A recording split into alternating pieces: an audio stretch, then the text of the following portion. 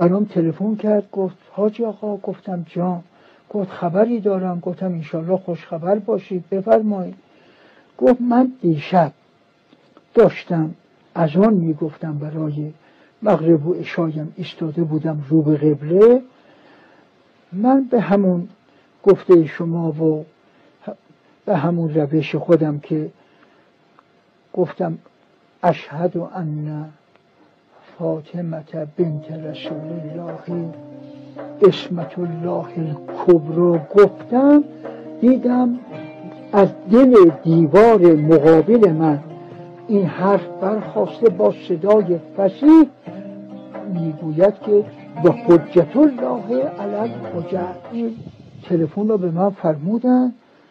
بنده خیلی هاجواز شدم. اول راجع به ایشون هست بزرگوار مردی است که ایشون به عربی آشنایی نداره، اینجور جمله بسازه که بگه حجت الله علی الحجج، یه کاسب بزرگوار، کاسب حبیب الله، کاسب با شرف، خوب خوش عادل مؤمن، خوب کشی که نفس میکشه. از ایشون تقدیر کردیم و صحبت رو تا گوشی رو گذاشتیم. من بیچاره شدم که ایشون به حجت الله علی الحجج رو کجا این رو گفت.